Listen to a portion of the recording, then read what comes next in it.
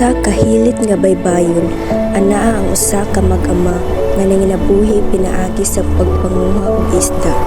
Apan ang ilang paagi gamit ang ilegal nga pukot, nagapadayon sa kadaot sa dagat ug sa umaabot nga kinabuhi sa ilang komunidad.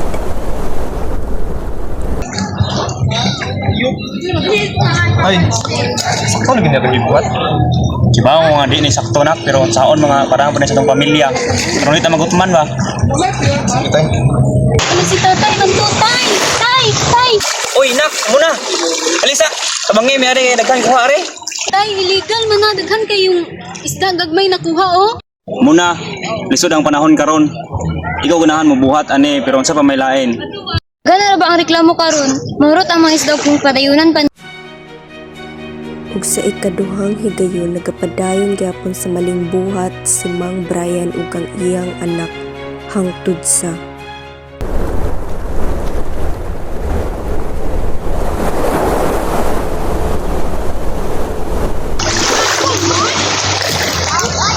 Ay, mga sir! Dali sa dali! Oy ma'am, Mga sir! Gagmay man yung mga gipanggamit nga net. Oh, gagmay kayo mga mata. Ma'am, sorry, last na ni. Wala ko sa balay. Na, basin, mapriso mo na. Makamulta pag yun mo. Pero huwag makigkopirid mo sa barangay, masabutan na to na.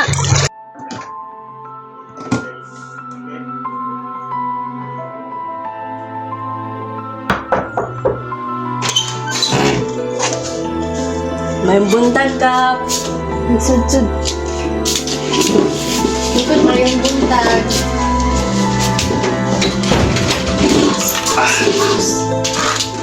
Kap, namo gani nakita na ko mga kuan na to ba managatay nga nagamit og mga net nga gagmay. Saan man na sila kap? gay kap. Pasiluan ni kap kay nagamit na namo kap kay tungod kay inihit mo ang isda kap ug di mi magamit tong illegal nga net kitong gagmay buho. Yamo sa mi makuha, yamo mi pangsudan. Sa mi kanon sa mong pamilya ni. Mauman ka ha, basta sunod dili lang to usbon o niya, mo-attend na mo og mga seminars may tungod sa paggamit sa mga legal nga mga nets para naamoy ka ng idea ba o unsay sakto. Daghang salamat kap. Salamat kay kap. Salamat yung chance ka. ug usa ka adlaw wala nila damha nga naa day umaabot nga problema sa ilang pamilya.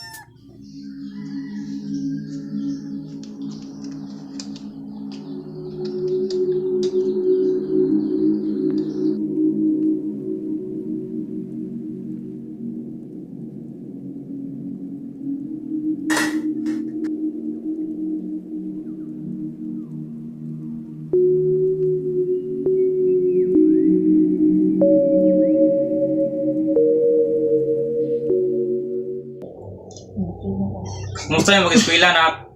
Bagal na ba magtampuhon ron pa? At kay nawar ba tay kwartar ba? Pila may mong tampuhon?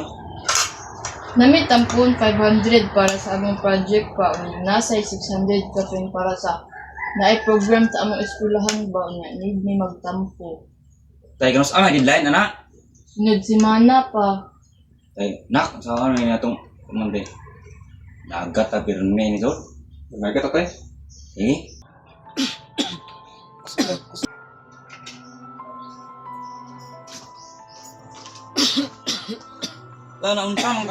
Naunsa man ka mang? Yo, bolay ko pang. Patay kinahanglan kay pa-check up ana.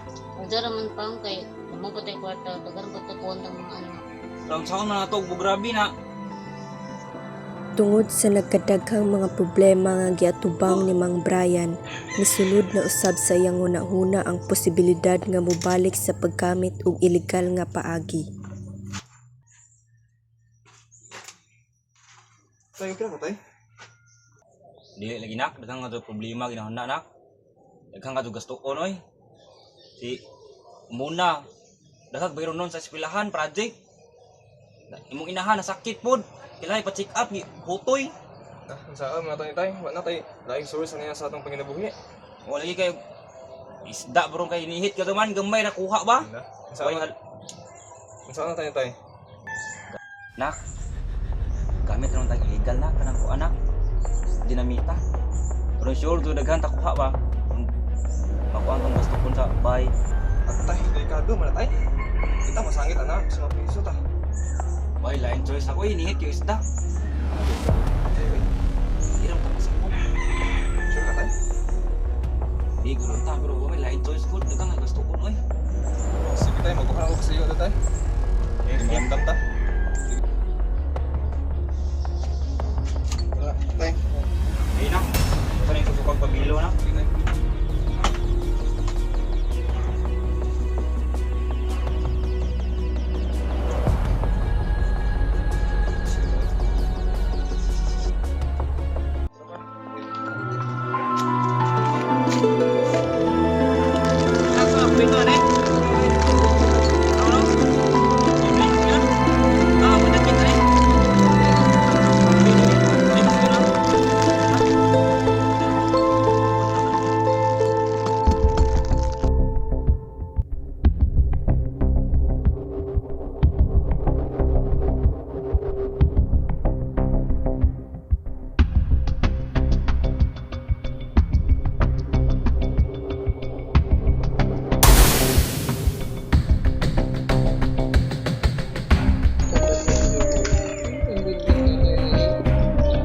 Uy, illegal man to. Uy! La! Kap! May gagamit og illegal diri kap? Oo. Awan niya na lang kap kay aron makita ni Musad. Sige, sige.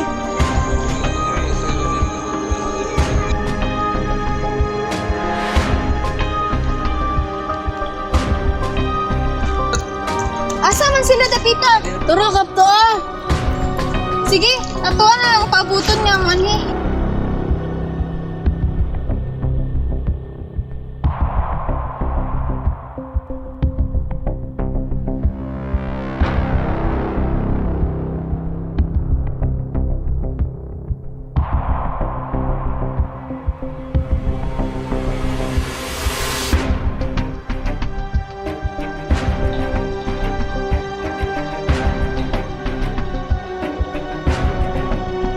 Ada yabi tay. Mana kupay ingin biloko nimo? Patay.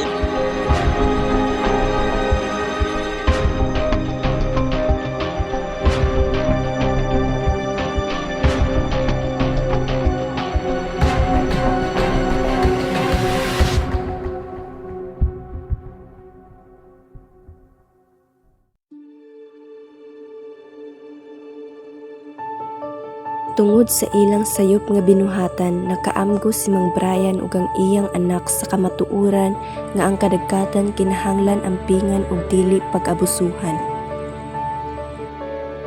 Ug gikan niadto nahimo silang ehemplo sa ilang komunidad sa pag-atiman sa kadagatan. Mayong udto sa tanan, salamat sa pagtambok sa maong seminar na ato dili mahitungod sa paggamit sa legal nga mga nets para sa pagpangisda.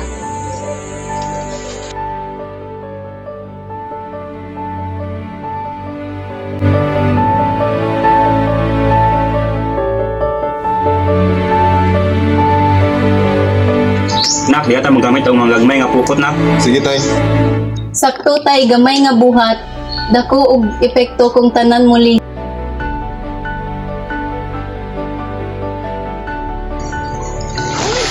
Salamat sa inyong suporta. Lisod sa una pero mas malinawon karon. Nakat-on yun ko. Kung magtinabang nga, wala yung posible.